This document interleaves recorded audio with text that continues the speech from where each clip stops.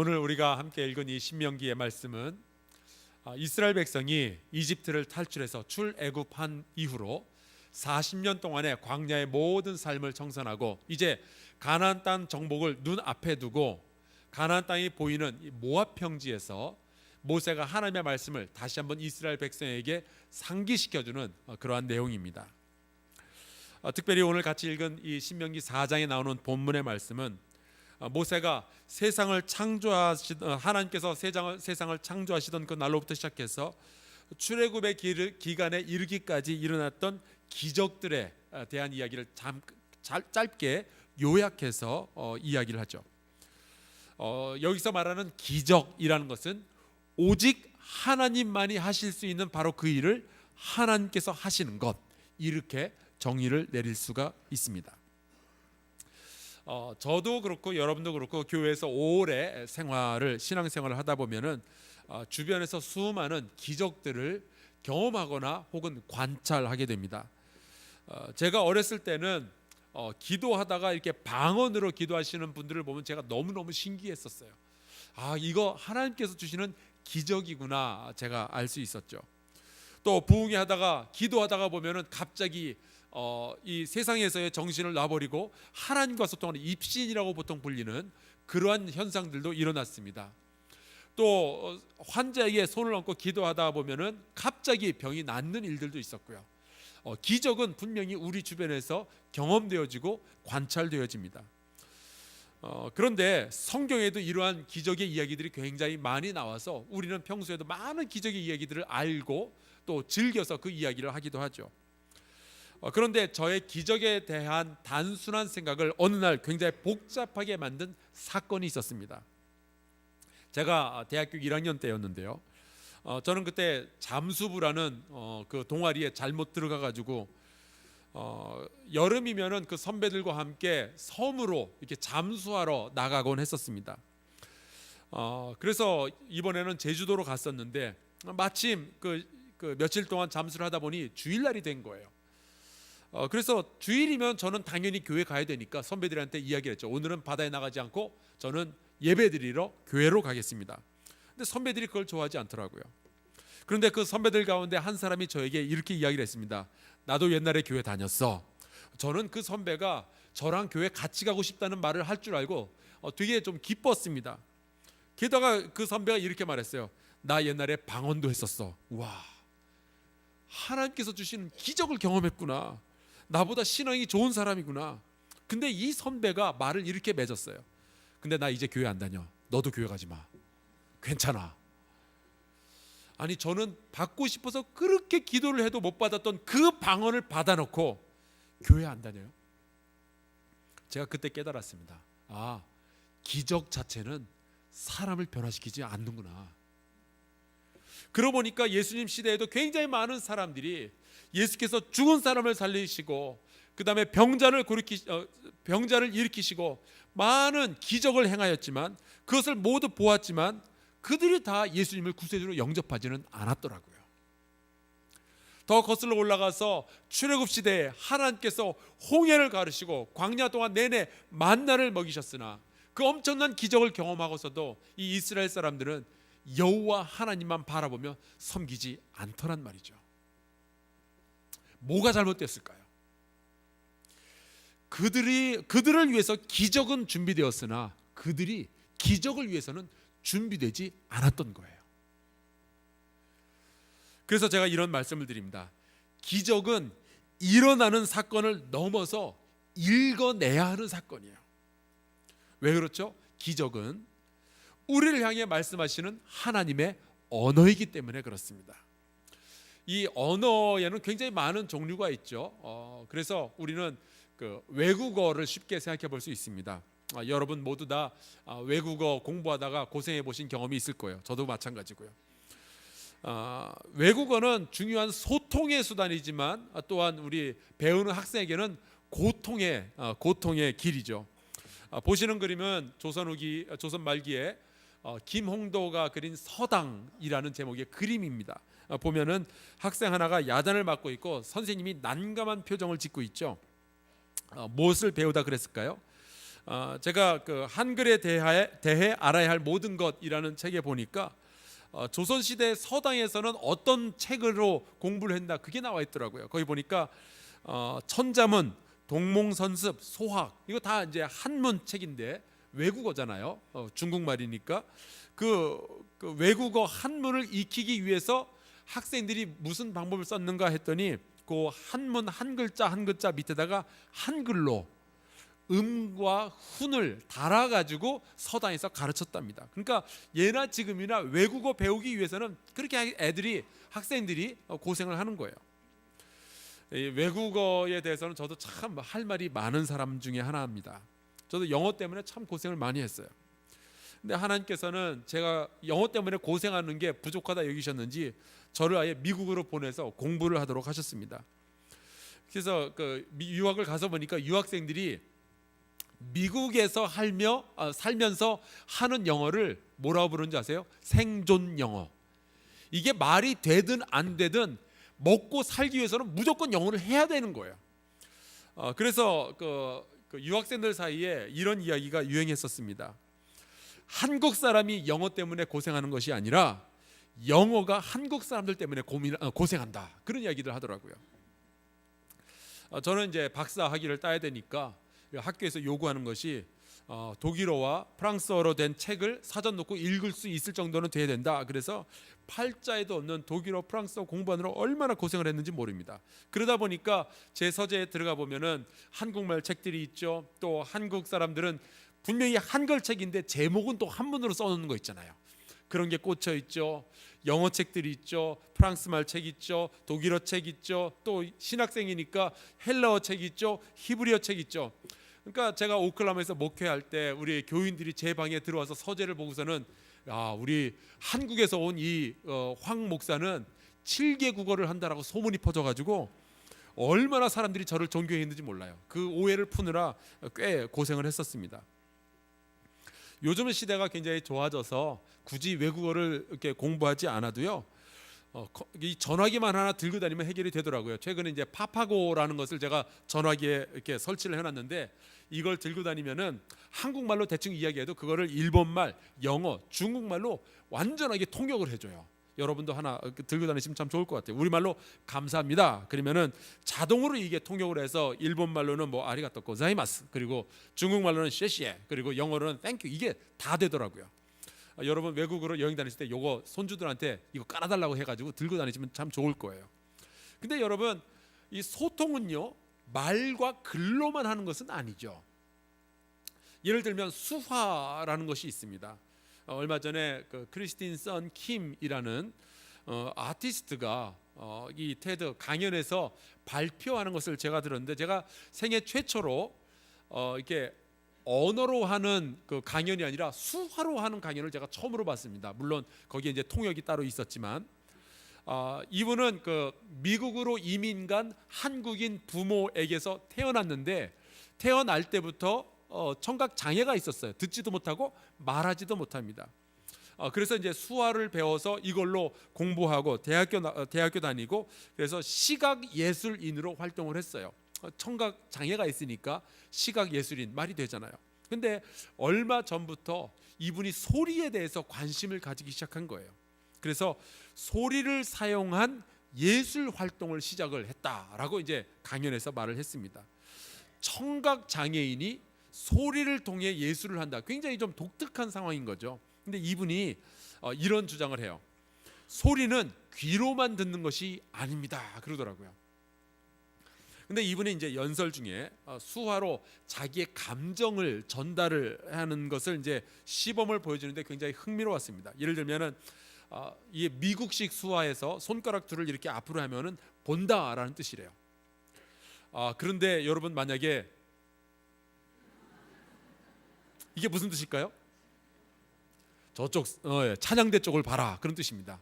만약에 제가 이게 무슨 뜻일까요? 저를 보라라는 뜻입니다. 그렇죠? 무슨 뜻일까요? 뚫어지게 쳐다본다 그런 뜻입니다. 그러니까 굳이 말과 그 문자가 아니더라도 우리는 누군가에게 나의 의사를 전달을 할 수가 있죠. 하나님께서는요 인간을 창조하시고 끊임없이 소통을 시도하십니다.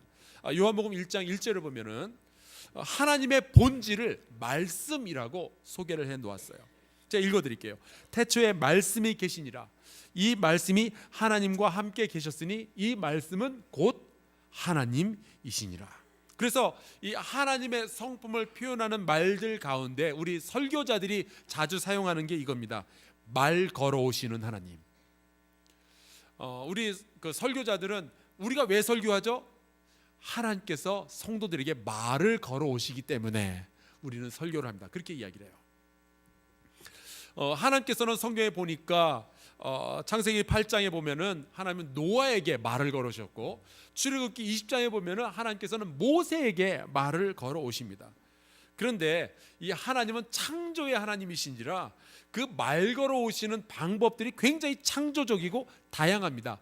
이 문자와 이 말로만 이렇게 말을 걸어오시는 게 아니죠.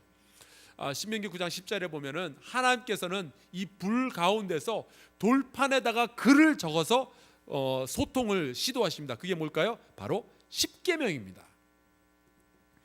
또 하나님께서는 우리 인간들은 쓰지 못하는 그러한 방법을 동원해서도 우리와 소통하시려 하죠. 그것이 민수기 12장 6절에 나와 있는데 이런 말씀이 있어요. 너희 중에 선지자가 있으면 나 여호와가 환상으로 나를 그에게 알리기도 하고. 우리 가운데 이런 방법 쓰시는 분 없죠? 뭐 하나님은 환상으로 소통을 하십니다. 되게 환상적인 방법이에요. 더 창조적인 방식이 있는데 제가 뭐 이건 좋아하는 방식은 아닙니다만은 호세아서 1장을 보면은 하나님께서는 이스라엘 백성을 너무너무 사랑하시고 나는 너희의 하나님이 되고 너희는 나의 백성이 될 거다. 이게 언약까지 맺었는데 이스라엘이 자꾸만 하나님을 배신하고 우상을 숭배하는 거예요. 그래서 하나님께서는 하나님의 마음을 이 백성에게 전달하시기 위해서 호세아 선지자에게 명령을 내리시기를 이렇게 말씀하십니다. 가서 음란한 여자를 맞이하여 음란한 자식들을 낳으라. 제가 만약에 선지자 호세아였으면 되게 당황했을 것 같아요. 아니 세상에 누가 음란한 여자랑 결혼하고 싶겠어요. 게다가 호세아는 하나님의 말씀을 전하는 선지자잖아요. 그럼 당연히 지혜롭고 신앙도 좋고 아름다운 사람하고 결혼하고 싶지 않겠어요? 저처럼. 하지만 호세와 음란한 여인의 결혼은요, 너희 이스라엘은 음란한 여자 같지만 그래도 나는 너희를 끝까지 사랑했다라고 그 마음을 전달하시려는 이 하나님의 창조적인 소통의 수단이었어요. 요한복음 3장 16절에 보면은 하나님께서는 그 하나님의 사랑을 우리 모두에게 알려주시기 위해서 아주 특별한, 그리고 인류 역사상 딱 한 번밖에 없었던 가장 강력하고 가장 아름다운 하나님의 언어가 나옵니다. 이렇게 되어 있어요. 하나님이 세상을 이처럼 사랑하사 독생자를 주셨으니. 예수 그리스도는 그러니까 하나님께서 그 사랑을 우리에게 고백하시려는 하나님의 언어였던 거죠. 예수 그리스도는 하나님의 언어입니다. 그런데 성경에 이렇게 쭉 보면요, 하나님께서 굉장히 태초부터 요한계시록까지 그냥 굉장히 많이 사용하시면서 아주 강력하게 사람들과 소통하고 싶어 하실 때 사용하시는 언어가 있습니다. 그것이 바로 기사와 이적, 우리가 줄여서 기적이라고 부르는 겁니다. 여러분, 기적은요 하나님의 언어의 일부예요. 성경에 보면은 이 기적에 관한 기록이 수도 없이 나옵니다. 아마 제가 뭐 절수를 전부 세어보지는 않았지만 기적, 그리고 기적과 관련된 이야기들을 전부 모아보면은 거의 한 성경의 반 정도는 될 거예요. 굉장히 많이 나오죠.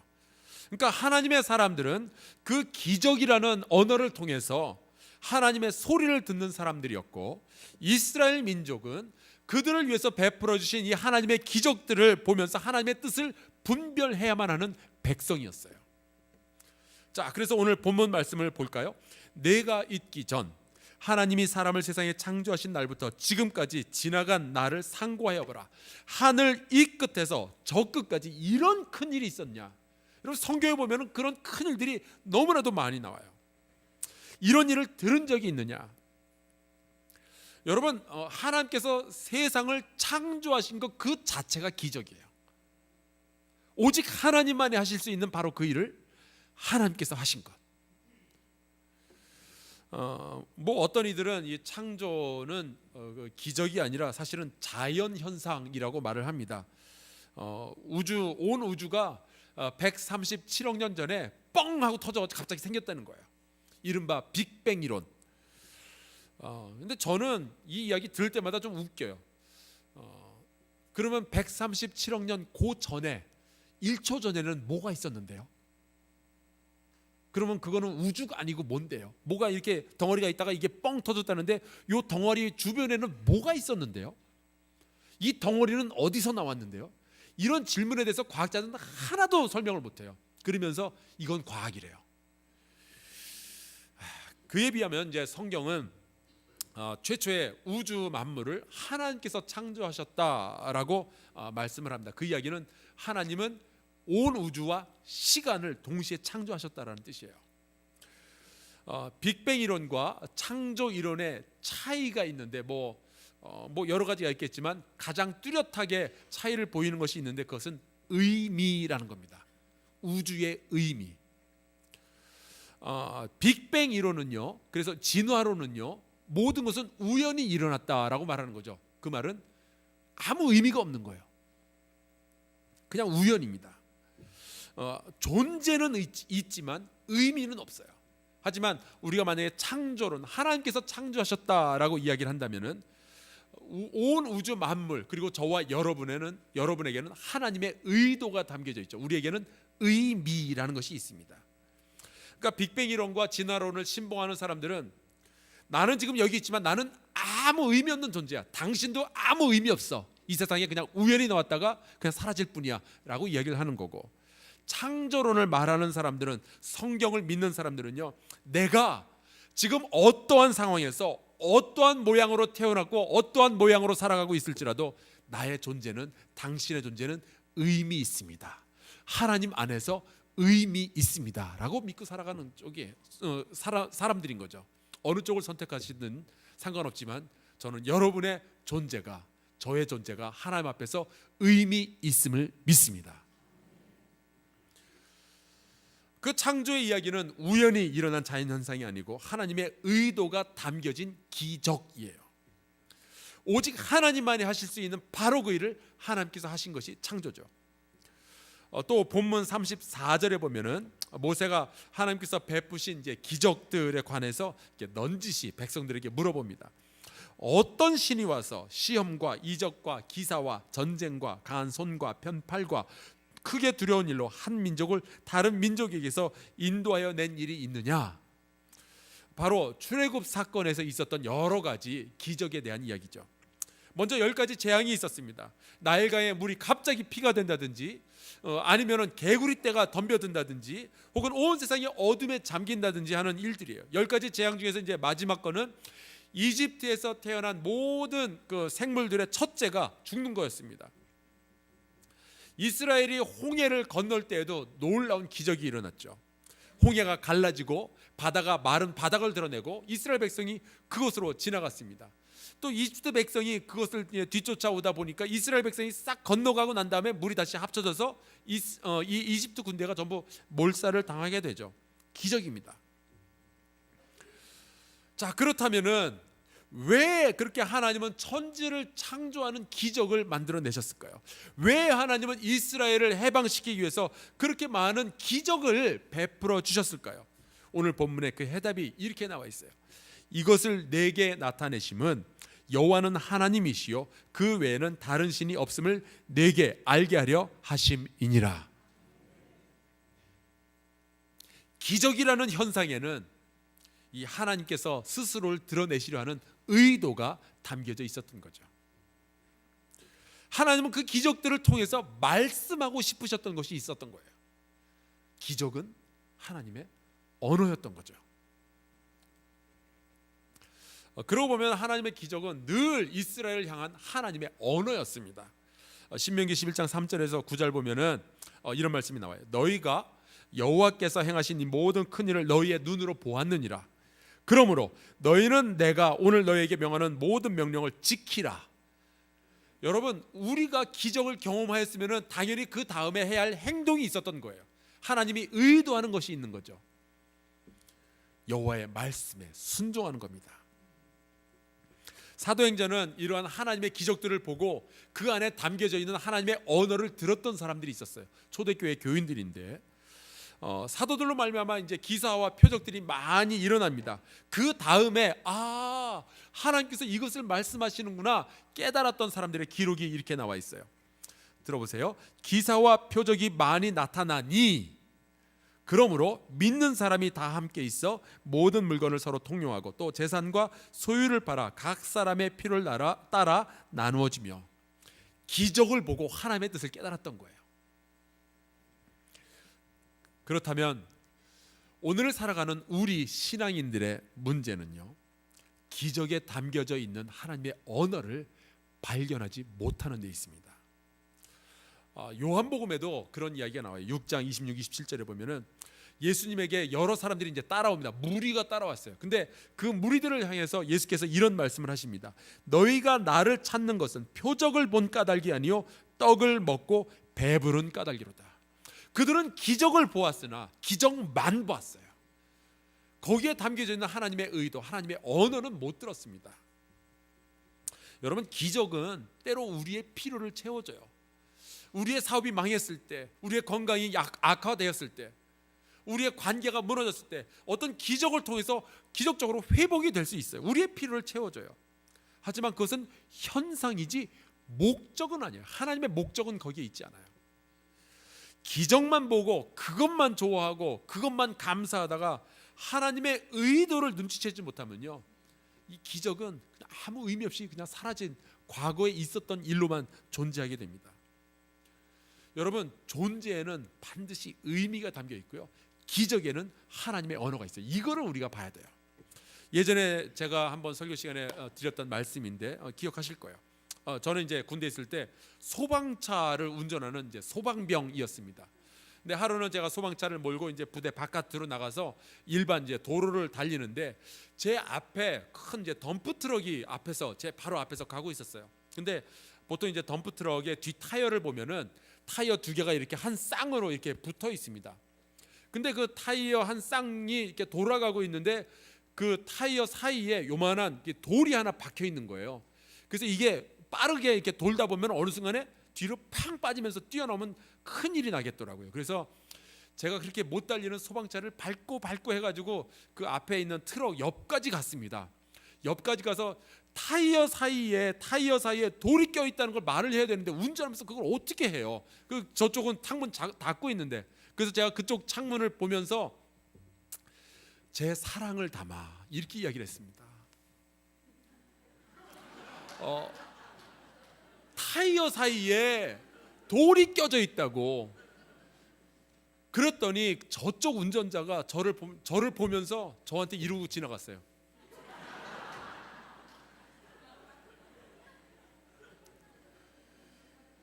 현상만 보고 제 의도는 눈치를 못 챈 거예요.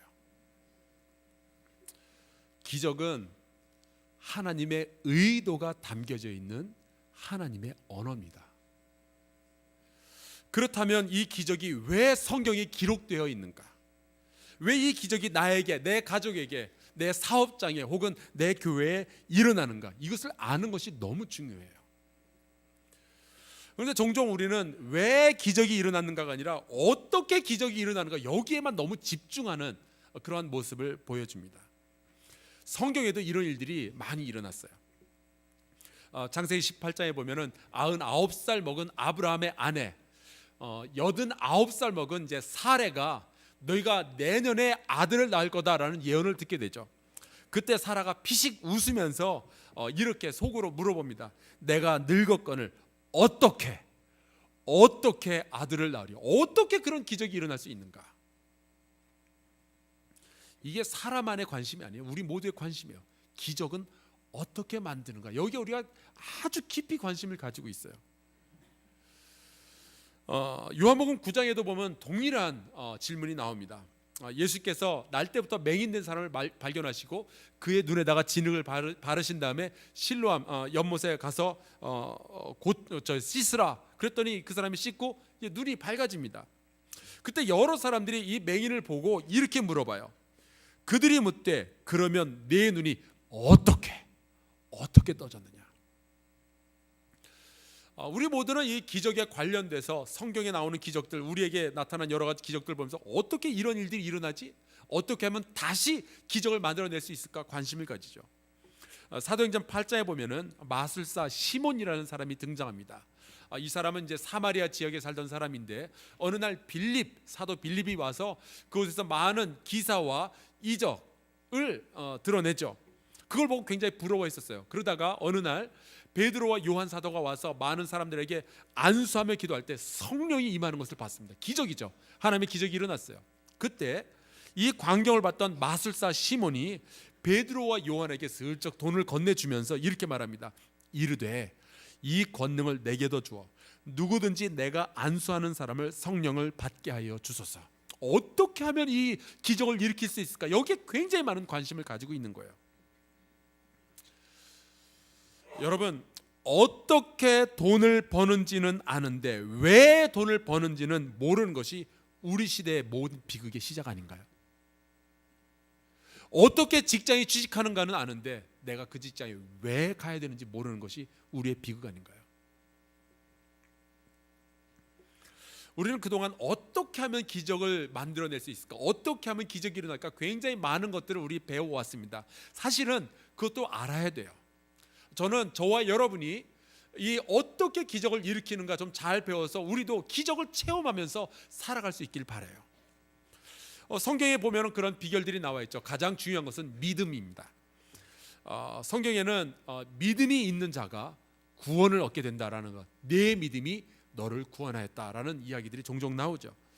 베드로도 자기가 잠깐이지만 믿음을 가졌을 때는 물 위를 걸을 수가 있었어요.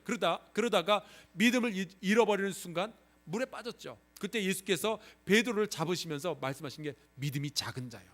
여러분, 믿음은 기적을 만들어냅니다. 이 사실을 꼭 믿으시기를 주의 이름으로 축원합니다. 예수께서도 말씀하셨어요. 겨자씨만한 믿음이 있어도 이 믿음 가지고 이 산을 명해서 저쪽으로 옮길 수도 있다. 대단한 거죠. 그 다음으로는 기도와 금식이라는 어떻게 방법이 있을 수 있습니다. 귀신 들린 아이를 고치는데 이 제자들이 하도 못하니까 예수님께서 해주시죠. 어떻게 이 일이 일어납니까? 기도와 금식. 기적을 만들어내는 방법 중에 기도와 금식이 있습니다. 그래서 우리는 기적이 어떻게 해서 일어나는가 방법에 대해서는 생각보다 우리가 좀 많이 알고 있는 편이에요. 하지만 중요한 것은요, 지금의 상황에서 우리에게 중요한 것은 기적은 하나님의 언어라는 사실을 다시 한번 확인하는 거예요. 어떻게 기적을 일으킬 수 있는가 우리 많이 배웠는데 이제 우리가 더 알아야 될 것, 기적을 위해서 준비되려면은 우리가 알아야 될 것은 왜 기적이 일어나야 되는가, 왜 기적이 필요한가, 하나님은 기적을 통해서 뭘 말씀하시려는가, 이것을 알아야 되는 거죠.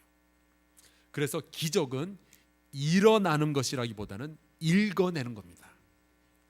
왜 하나님은 기적을 우리에게 베푸실까요? 오늘 본문 말씀을 다시 한번 봅시다. 이것을 내게 나타내심은 여호와는 하나님이시요 그 외에는 다른 신이 없음을 내게 알게 하려 하심이니라. 이 말은 만약에 우리가 여호와는 하나님이시고 여호와 하나님 외에는 다른 신은 아무것도 없다는 것을 그 기적을 통해서 깨닫지 못하면요, 우리는 기적을 헛되게 받은 거예요. 우리는 잘못하면 그 하나님의 놀라운 기적의 은총을 아무 의미 없는 것으로 받아들일 수도 있어요. 하나님의 기적은 믿음을 가진 자와 기도하는 자와 금식하는 자를 위하여 기대하며 소망하는 자들을 위해서 늘 준비되어 있어요. 문제는 우리 쪽이에요.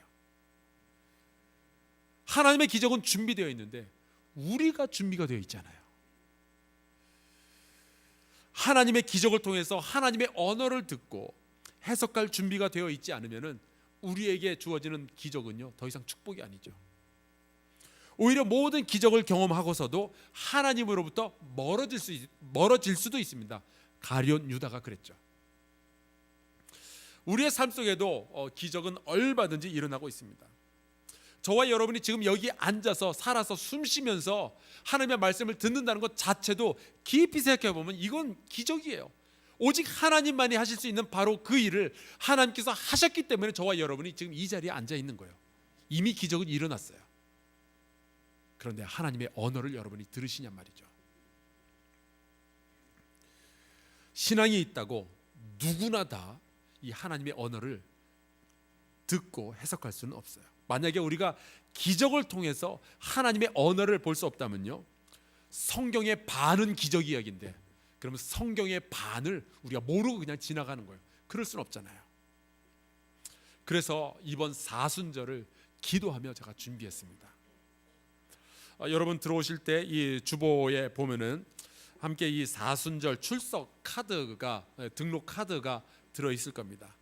이것을 여러분께서 적어서 수요일 새벽에 제출을 해주시면은 그때 여러분에게 이런 노트를 드립니다.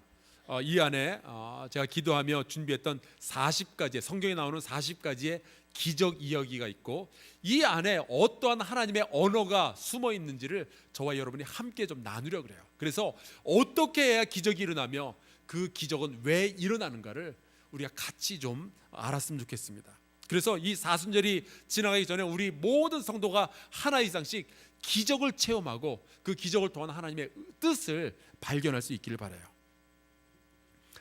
이번 주 수요일입니다. 날짜도 너무 좋아요. 3월 1일. 온 가족과 함께 성경에 나오는 이 기적 이야기들을 묵상하고 또 기도하는 가운데 부부가 함께 또 자녀들과 함께 기도하면서 신앙의 훈련을 받고 성장할 수 있기를 주의 이름으로 축원합니다. 우리 양옆에 사람들 눈동자를 한번 똑바로 봅시다.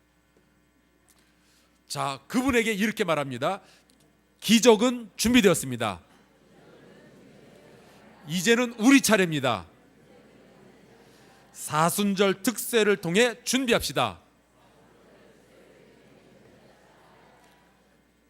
저와 여러분 모두 기적을 체험하고 기적의 의미를 깨닫는 우리 사랑하는 성도들 되기를 주의 이름으로 축원합니다.